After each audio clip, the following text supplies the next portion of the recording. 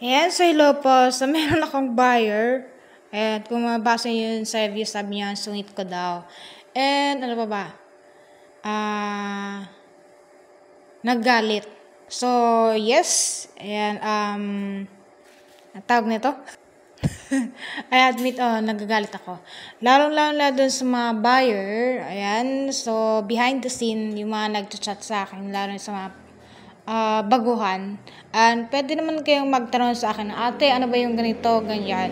Kasi yung dumiretso kayo agad ng chat sa akin na nagmamagaling agad kayo, tapos akala nyo kayo yung tama, ay sasagutin ko talaga kayo ng pabalang. Lalo sa mga description, nakalagay na yung steel or alloy, mismo ang laki-laki na dun. Tapos, pinipilit nyo pa rin na steel, ano ba to, bakit nabasa ko sa ganito, steel siya, sabi mo alloy. So, minsan, ang hirap i-explain kung kayo mismo hindi nyo binabasa yung description. Although, minsan, nagkakamali din ako sa description kasi nga yung mga old version, and hindi ko napapalitan minsan kasi nga sobrang busy and ang bilis niya ma-sold out. Kumbaga, example, eto yung JLove V1, yung fork niya dati is yung manipis. Sample neto, ganito siya.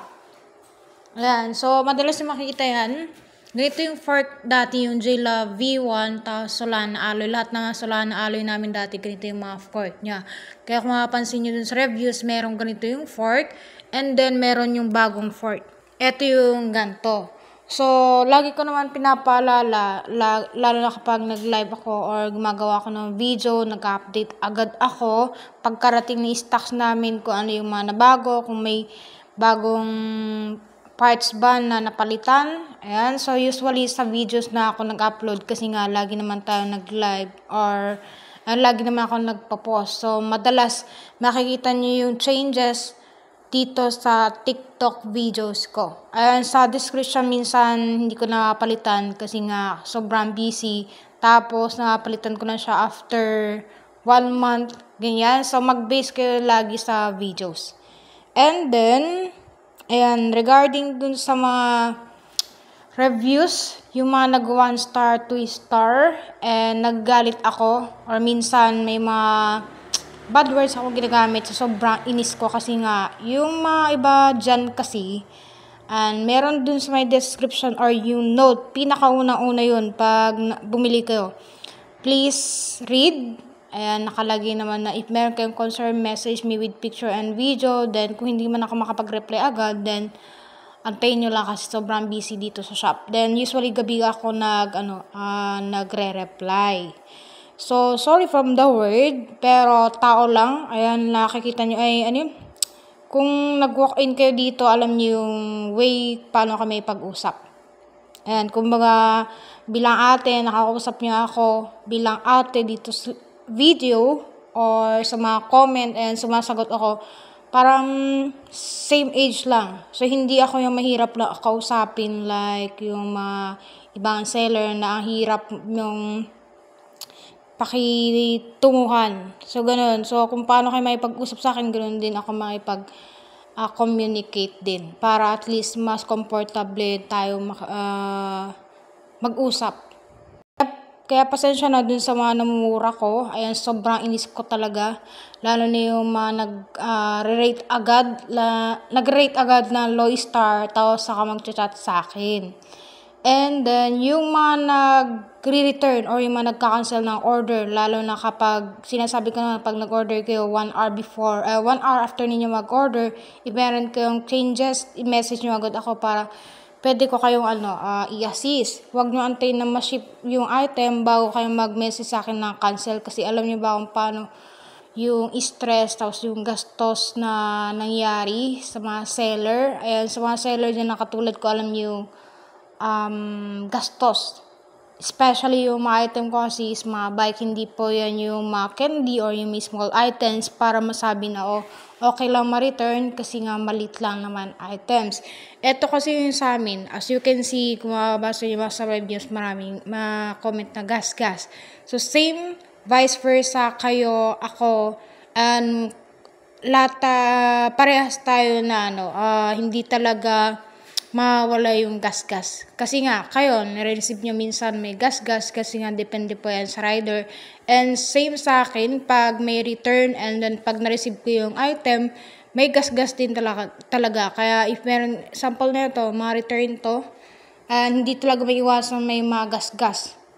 So, yung gas-gas naman, manageable naman yan. So, pwede yung lagyan yung sticker or what, kung ano yung pwede yung ilagay dyan, since gagamitin nyo lang din.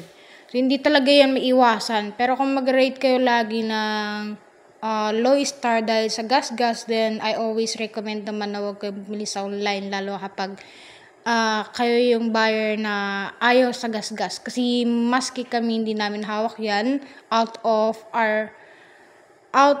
of control namin yung delivery. So, hindi talaga namin hawak yan. And then, yung gastos kasi dyan, sobrang laki. And kaya nga lagi akong nagpapalala, kung sure buyer kayo at meron kayong pambayad, then buy. Kung wala kayong pera, wag na lang mag-order para at least may benta ko yung item namin sa mga sure buyer na meron talagang pambayad. Hindi yung order kayo ng order, tapos hindi nyo tatanggapin. Kasi by next time naman na gusto nyo talagang bumili, hindi na yung makapag-order. Lalo pag malalayo yung lugar ninyo. So, super hassle. And sayang yung araw na natetengga yung items namin. Pwede naman kang bumili next time. Pwede naman mag-chat sa akin na wala pala akong pera. So, pwede nyo sabihin agad. Huwag nyo antayin na after ilang oras saka kayo magsabi. Si sayang din. Instead mabenta ko yung item sa mga may pera, napunta po sa mga bogus or yung mga peste. Peste na lang sabihin ko kasi mga peste naman talaga yung Pero yung maiba kasi dyan, hindi ko yun naman masisi kasi nga minsan kasalanan din ng mga rider, yung mga tamad.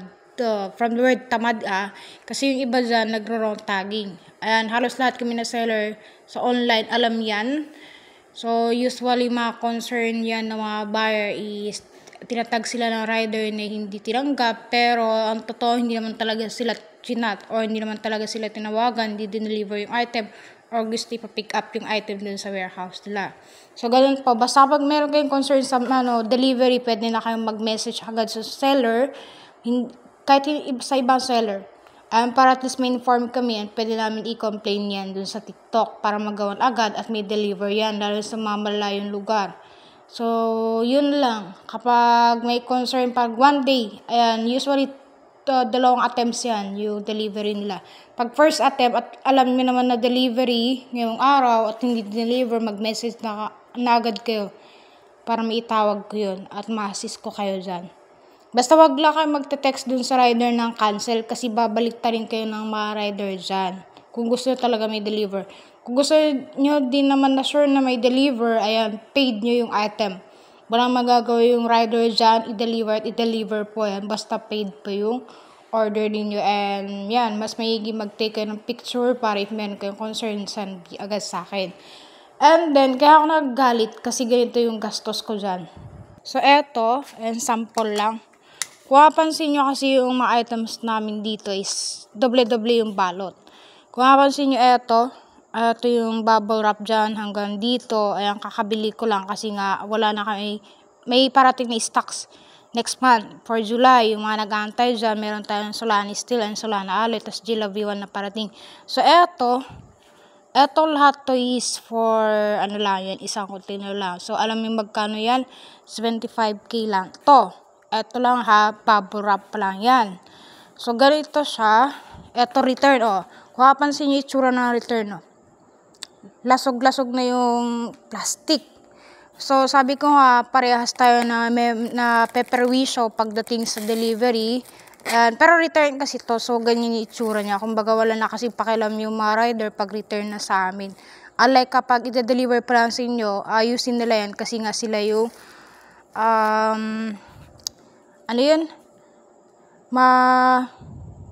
mag-handle dun sa item dyan. So, ganyan siya, yung return. So, may mga butas-butas na. May karton yan. Kaso nga lang, syempre, sa dami ng laman ng truck, and natatabunan. So, depende rin yan sa mga pagkamado nila. So, eto, balik tayo dyan. Eto yung pambalot dyan. Isang container pa lang to. So, 75k na yan. Plus, cling wrap. Ayan yung cling wrap. So, eto din, mahal din to. Kasi nga, isang ganito lang, yung isang bilog, nasa 380 yung makapal. 380 or 400. Yung isang ganito lang, isang roll lang yun. Ilan lang yung mababalot dyan. Eto, dalawang ganyan, dalawang roll yun yung gagamitin, tapos ilang piraso lang yung mababalot dyan. So, imagine yung gastos ko dyan. Tapos, cling wrap, and then, isa pa is yung scotch tape.